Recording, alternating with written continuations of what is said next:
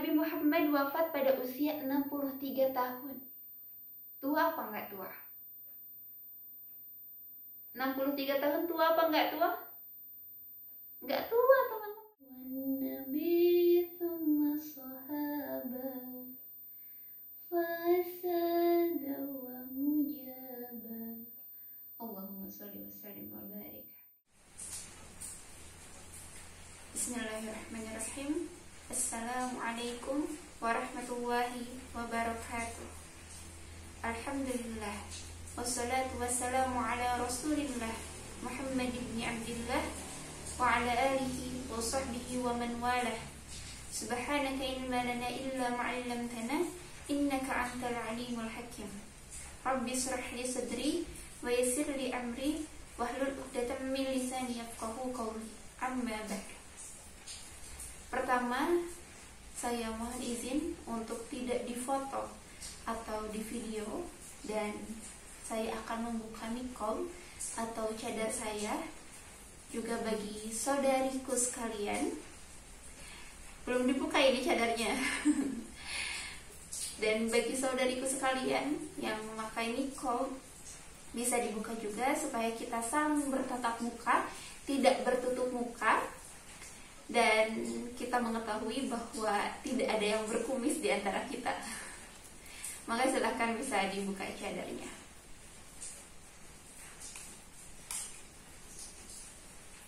Saudariku sekalian, kita doakan semoga semua pihak yang terlibat dalam acara ini Allah sehatkan badannya, Allah panjangkan umurnya, Allah kabulkan hajatnya, dan Allah berkahi hidupnya. Sama-sama kita hormati, kita muliakan para pimpinan pondok pesantren, para hubabah, para ustazah. Kita doakan semuanya ada dalam rahmat Allah Subhanahu wa ta'ala. Dan untukmu saudariku sekalian, ibu-ibu, adik dan kakakku, saya doakan semoga senantiasa ada dalam rahmat dan ridha Allah Subhanahu wa ta'ala, ada dalam syafaat dan kasih sayang Rasulullah Sallallahu Alaihi Wasallam. Amin ya Allah ya Rabbal Alamin. Alhamdulillah, segala puji bagi Allah yang telah memberikan kita kesempatan untuk berkumpul bersama pada majelis yang mulia ini. Dan pada kesempatan ini kita akan membahas mengenai dunia itu tidak ideal untuk siapapun, bahkan untuk Nabi Muhammad SAW, kekasih yang paling Allah cintai. Seperti biasa, sebelum kita masuk kepada pembahasan, kita sama-sama bertawasul mengharap syafaat Rasulullah SAW. Kita bertawasul kepada para hubabah, Sayyidah Khadijah radhiyallahu an, Sayyidah Fatimah radhiyallahu an, kepada Nabi Muhammad SAW, keluarganya beserta sahabatnya. Sudah pada hafal kan ya? Natawassal bil hubabah wal batulil mustaqabah wan nabiy thumma sahabah fa'asa da'wah mujabah. Kita sama-sama. Natawassal bil hubabah wal batulil mustatabah wan nabi thumma sahabah fa'asa da'wah mujabah. Natawassal bil hubabah wal batulil mustatabah wan nabi thumma sahabah fasada wa mujabah. Allahumma sholli wa sallim wa barik. Allahumma sholli wa sallim wa barik. Allahumma sholli ala sayyidina Muhammad wa ala ali sayyidina Muhammad. Teman-teman sekalian, saudariku sekalian, dunia ini tidak ideal untuk siapapun, bahkan untuk Nabi Muhammad SAW. Nabi Muhammad wafat pada usia 63 tahun. Tua apa enggak tua? 63 tahun tua apa enggak tua? Enggak tua, teman-teman. 63 tahun itu enggak tua. Tapi Nabi Muhammad wafat usia 63 tahun sudah menguburkan 6 dari ke-7 putra-putri beliau. Dunia ini tidak ideal untuk Nabi Muhammad. Kita sering mendengarkan, di antara kita mungkin sering bilang ke anak kita, memberikan wejangan ke anak kita, "Nak, nanti kalau mama meninggal, nak, nanti kalau bapak meninggal." Nabi Muhammad gak bisa bilang begitu ke anak-anaknya, karena semua anak-anaknya beliau, Rasulullah SAW sendiri yang menguburkan, kecuali Sayyidah Fatimah yang meninggal setelah wafatnya Rasulullah SAW selama 6 bulan. Yang wafat setelah 6 bulan wafatnya Rasulullah SAW.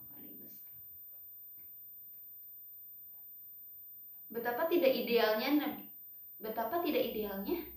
dunia untuk Nabi Muhammad SAW.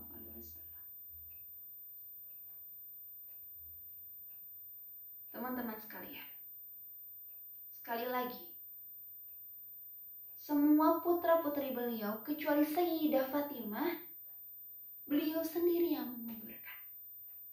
Punya Qasim, Nabi Muhammad kuburin Qasim. Punya Abdullah, Nabi Muhammad kuburin Abdullah. Punya Ibrahim, Nabi Muhammad kuburin Ibrahim. Punya Zainab, punya Ruqayyah, punya Ummu Kalsum, Nabi Muhammad kuburin Ummu Kalsum. Betapa tidak idealnya dunia untuk Nabi Muhammad SAW. Lantas kita siapa yang ingin dunia kita ideal-ideal saja, yang ingin dunia kita baik-baik saja? Gak mungkin, teman-teman sekalian. Kita pasti diuji, entah sakit, entah miskin, entah sulit. Kita pasti diuji. Orang yang kita sayangi meninggalkan kita. Orang yang kita cintai meninggal dunia. Kita pasti diuji, teman-teman sekalian. Karena dunia ini tidak ideal. Bahkan untuk orang yang paling Allah cintai, teman-teman. Saya tuh kalau lihat Nabi dekat sama orangnya meninggal. Dekat dengan ayahnya, bahkan sebelum lahir, ayahnya meninggal. Dekat dengan ibunya meninggal. Dekat dengan kakeknya meninggal. Nikah dengan Sayyidah Khadijah, siapa duluan yang meninggal? Sayyidah Khadijah radhiyallahu anha. Ujian Nabi berat sekali, teman-teman sekalian. Kadang saya mikir, kenapa Allah kenapa Allah memberi ujian kepada Nabi Muhammad itu sangat berat. Pernah gak teman-teman dibenci sampai pedang berjejer di depan rumah? Pernah? Ada yang pernah? Gak ada. Ada nggak yang pernah dibenci sampai dikasih racun di makanannya? Ada? Gak ada. Adakah yang pernah dibenci sampai diusir dari kota tempat tinggal? 53 tahun beliau tinggal di sana, beliau diusir. Ada yang pernah diusir? Dari Bandung ada yang pernah diusir? Gak ada. Dan Nabi Muhammad merasakan semua kebencian itu.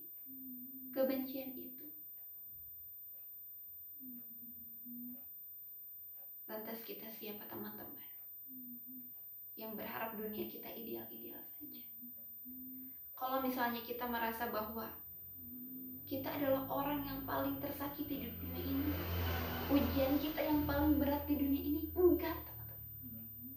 Rasulullah SAW yang diuji paling berat di dunia ini. Dan kenapa Allah uji beliau sebegitu hebatnya?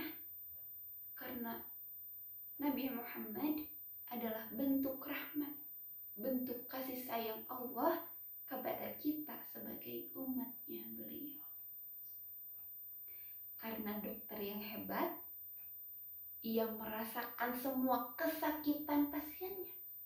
Ia memahami rasa sakit pasiennya. Itu adalah dokter yang hebat. Dan Allah persiapkan Nabi Muhammad menjadi dokter untuk kita semua. Supaya apa?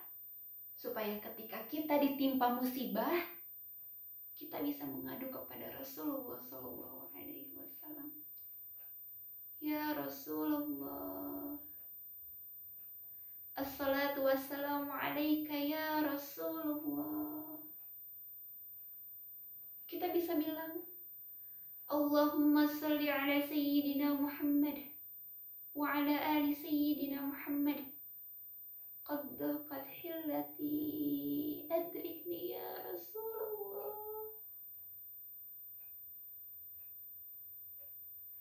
Salawat dan salam terkhusus untuk engkau ya Rasulullah. Qad daqat hillati. Aku sudah buntu ya Rasulullah. Adrikni ya Rasulullah.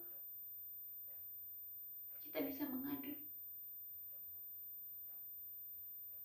Dan saat itu Rasulullah SAW menjadi satu-satunya orang yang akan berkata kepada kita, saya memahami perasaanmu, karena saya pernah mengalami apa yang kamu alami sekarang. Enak gak? Enak, teman-teman. Sallu alaihi. Allahumma sholli ala Sayyidina Muhammad wa ala ali Sayyidina Muhammad.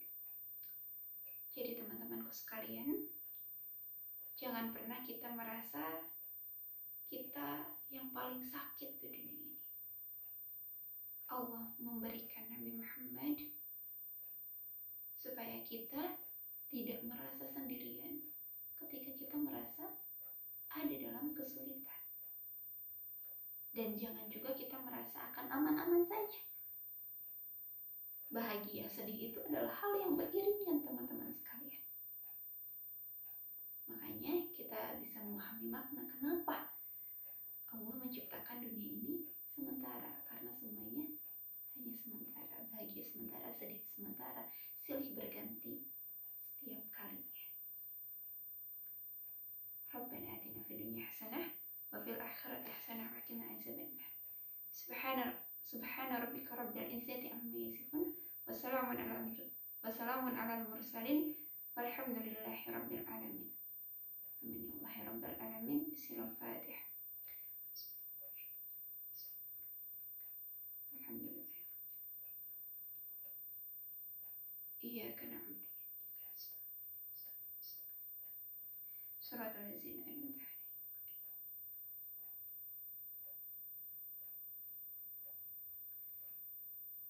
Kita sama-sama bersolawat. Kita membaca solawat syifa.